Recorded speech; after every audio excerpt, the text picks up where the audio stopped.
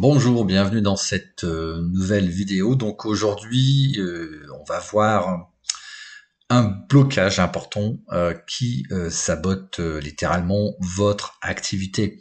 Donc aussi bien votre activité en termes de développement, on va dire commercial, hein, et aussi en termes de coaching. Donc aujourd'hui, c'est la première partie.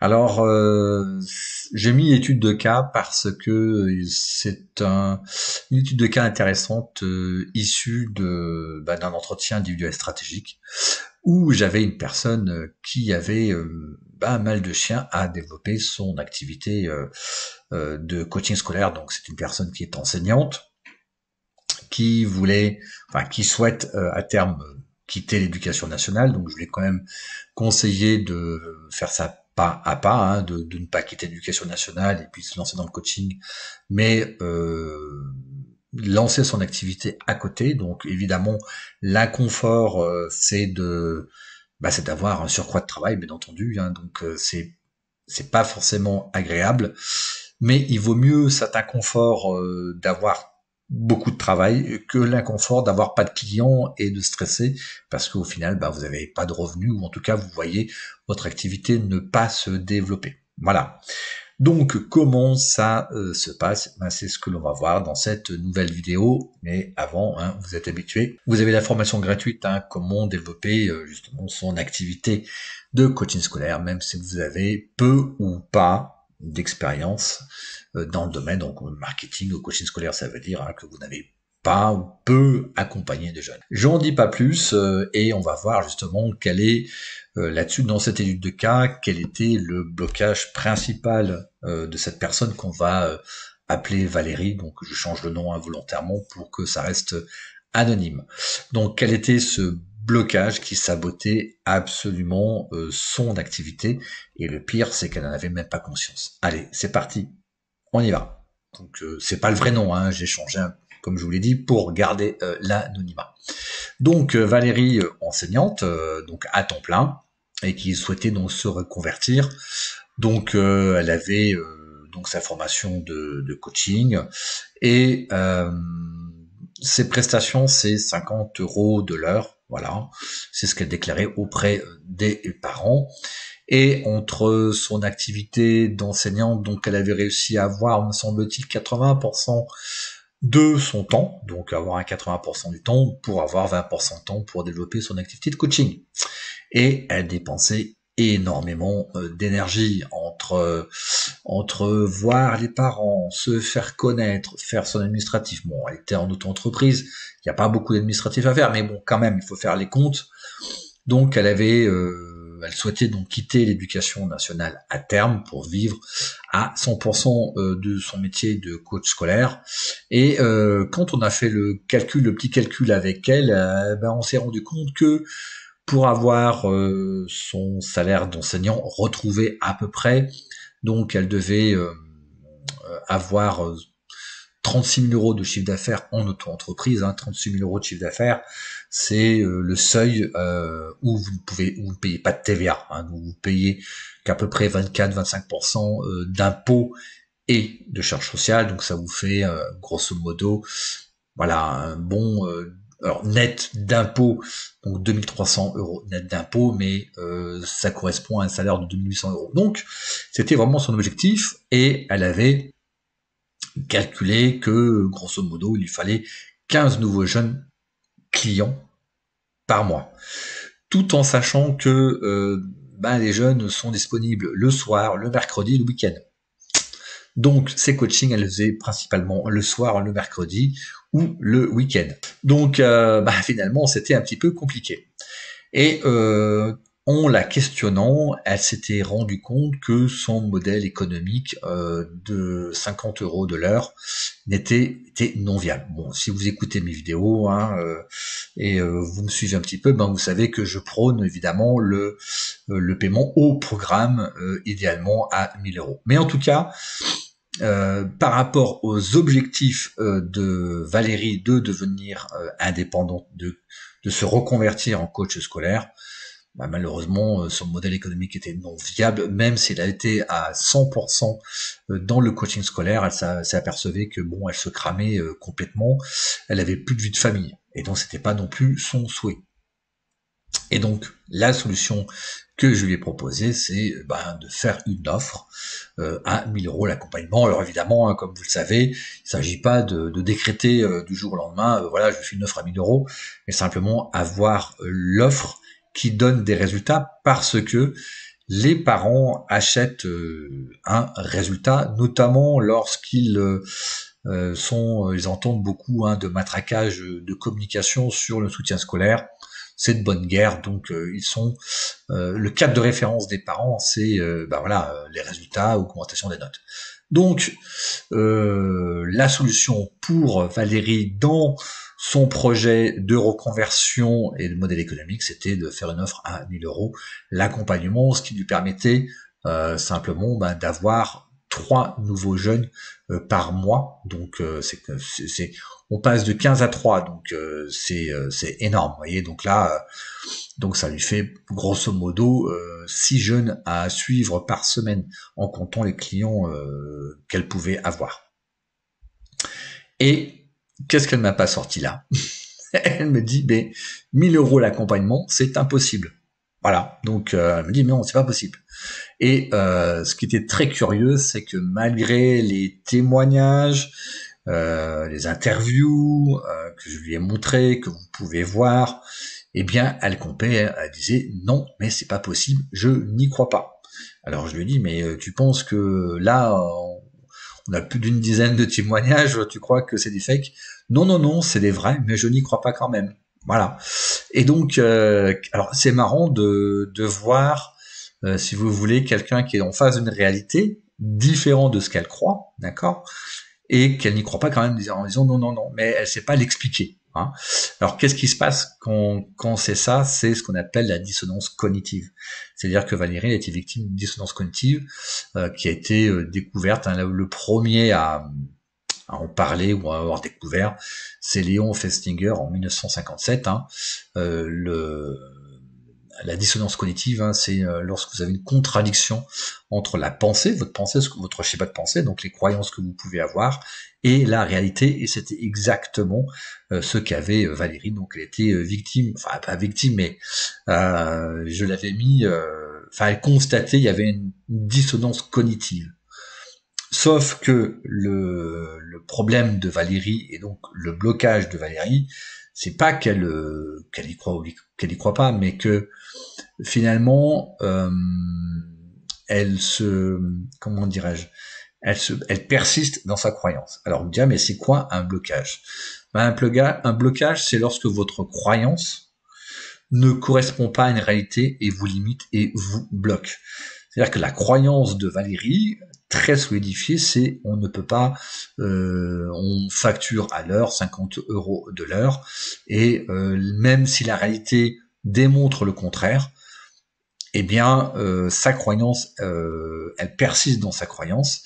Donc sa croyance est limitante parce qu'en fait elle se bloque complètement des possibilités et donc vous bloque. Donc clairement ici dans le cas de Valérie, son projet était voué à l'échec, mais en tout cas était bloqué, on va dire, au sens propre du terme, non pas parce qu'elle n'avait pas de connaissance du coaching, non pas parce qu'elle se débrouillait très mal, mais parce que à cause de ce blocage qui dit non, faire une offre à 1000 euros l'accompagnement, ce n'est pas possible, même si la réalité vous démontre le contraire. Et voilà. Et donc comme la puissance des croyances entraîne un schéma auto-alimenté, ce qu'on appelle l'effet Rosenthal, c'est-à-dire que, bien entendu, si vous êtes persuadé que, comme Valérie, qu'on peut faire que à l'heure, et bien évidemment, le monde extérieur, vos résultats vont s'auto-alimenter, c'est-à-dire que si elle n'y croit pas, mais qu'elle propose une offre quand même à 1000 euros, mais qu'elle n'y croit pas, qu'est-ce qui va se passer? Évidemment, ça ne fonctionnera pas. Et donc, ça va auto-alimenter son schéma. Et elle va dire, voyez, tu vois, Jean-François, ça fonctionne pas. Je t'avais bien dit, j'ai fait un accompagnement à 1000 euros et ça ne fonctionne pas. Oui, parce qu'on n'y croit pas à la base. Voilà. Donc, c'est un effet auto-alimenté, ce qu'on appelle les prophéties autoréalisatrices, ou encore l'effet Rosenthal ou l'effet Pygmalion. Voilà, je cherchais le terme. Donc, ouais, c'est le problème de Valérie, c'était ça, tout simplement.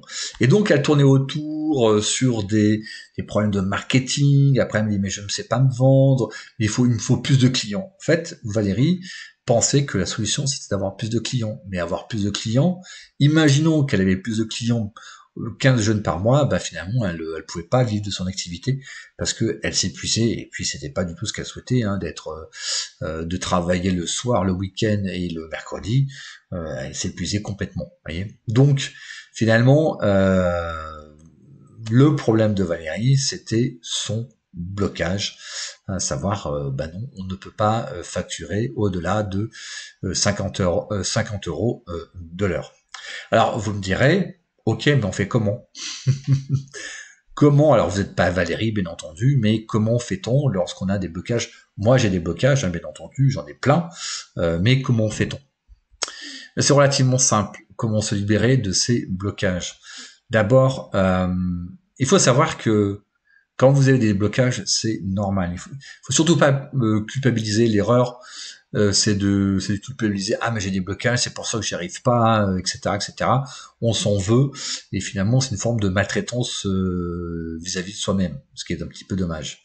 Donc, comme le cerveau aime la constante, bah, très souvent, on est dans le déni, hein, c'est-à-dire non. Donc, c'est que la croyance de Valérie donne une stabilité, c'est confortable.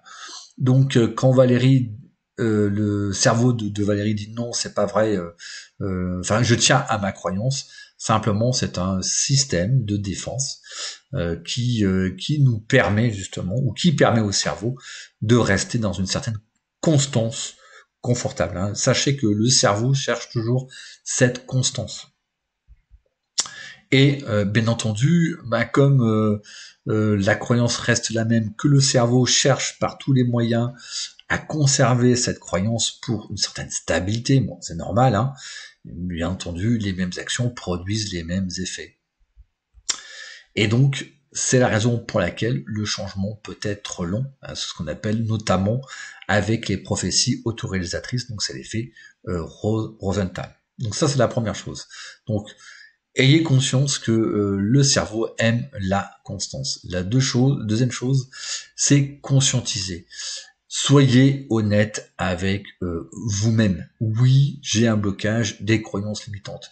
L'erreur de Valérie, c'est de camper sur sa posture. Voilà. D'être dans le déni, oui, j'ai raison, hein. C'est le gros problème de beaucoup, c'est de vouloir avoir raison. Donc vouloir avoir raison, c'est aussi se placer dans un déni et de pas être honnête avec soi-même. Oui, j'ai des blocages, oui, j'ai des croyances limitantes, oui, oui, aujourd'hui je fais 50 euros, le tarif de 50 euros parce que je ne sais pas faire autrement. C'est une honnêteté qui est salvatrice. Donc c'est important de conscientiser, et vraiment l'ennemi numéro un, c'est de vouloir avoir raison. Donc évitez de vouloir avoir raison. La deuxième chose, alors ça ne veut pas dire non plus que il faut se mettre à croire tout et n'importe quoi, d'accord. Là, dans le cas de Valérie, on va dire l'attitude ou l'état d'esprit qui l'aurait aidé, c'est de dire ok, oui, bah toi, ton collectif, tes gens là vivent à 1000 euros, bah moi je sais pas faire. Oui, c'est un blocage, mais c'est comme ça, voilà. Et donc une forme d'honnêteté. Et ensuite se poser des questions.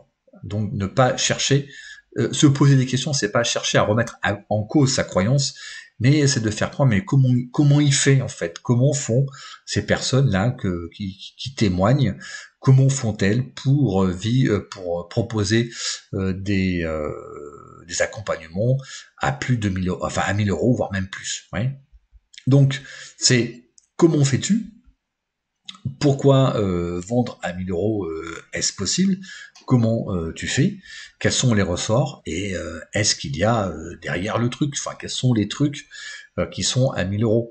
Et si elle s'était posé cette question-là, ben, j'aurais pu lui répondre en disant, ben, écoute, Valérie, toi, ce que tu fais, ben, tu proposes du coaching pédagogique, d'accord? Donc, effectivement, dans ce type de coaching-là, c'est une facturation à 1000 euros, mais si tu modifies ton offre et tu proposes une offre de transformation du jeune qui donne des résultats, là, tu peux proposer 1000 euros.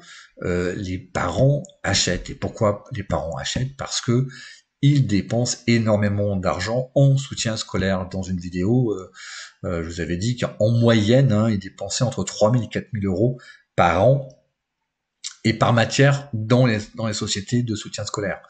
Donc si Valérie proposait un nouveau programme avec des résultats à 1000 euros, ben les parents feraient la comparaison entre 1000 euros et dépenser 3000 à 4000 euros par an et par matière en soutien scolaire. Et c'est pour ça que ça fonctionne, bien entendu. Hein. Voilà. Donc, elle se serait posé ce truc-là. Donc, finalement, ça serait assez, comment dirais-je, assez clair. Donc, elle aurait pu avoir une offre un peu plus, une offre en adéquation avec ce qu'attendent les parents et une offre aussi qui lui permettait d'avoir un modèle économique viable par rapport à son objectif. Là, j'insiste bien, par rapport à son objectif. Son objectif étant de faire une reconversion et de vivre à 100% du coaching scolaire. J'ai parfois, en entretien individuel stratégique, des enseignants qui veulent pas quitter l'enseignement du tout, qui sont bien là où ils sont, mais qui veulent faire du coaching scolaire un petit peu de temps en temps, voilà, pour agrémenter les revenus, pour apporter un petit supplément par rapport au salaire.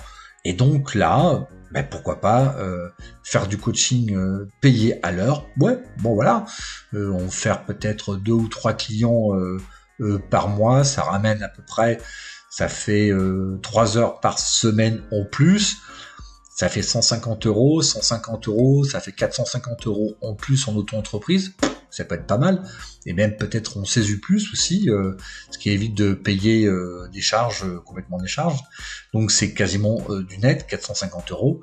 Dans ces cas-là, l'objectif eût été différent, et proposer une offre à 50 euros de l'heure, c'est tout à fait possible. Mais là, dans le cas de Valérie, c'était complètement différent. Et son problème n'était pas un problème de marketing, son problème n'était pas d'avoir plus de clients, son problème était son propre blocage de dire « Ah bah non, faire un coaching à 1000 euros, c'est impossible ». Voilà, donc c'est tout pour cette vidéo. J'espère que ça vous a un petit peu guidé. Très souvent, on pense avoir des problèmes alors qu'il n'y en a pas. Hein. Là, ici, c'était clairement avoir des problèmes de marketing chez Valérie ou des problèmes de vente pour avoir plus de prospects, pour se faire connaître. D'ailleurs, elle voulait se lancer sur Facebook, faire de la pub Facebook, etc. Je lui ai déconseillé parce que, tout simplement, son problème est autre. Hein. C'est pas des problèmes de prospection, c'est pas des problèmes de se faire connaître. Tout simplement, c'est son blocage qui l'empêche d'entrevoir toute possibilité de vendre un accompagnement à 1000 euros. Voilà, c'est tout pour cette vidéo. Si vous avez aimé, un like, abonnez-vous à la chaîne et je vous dis à très bientôt. Ciao, bye.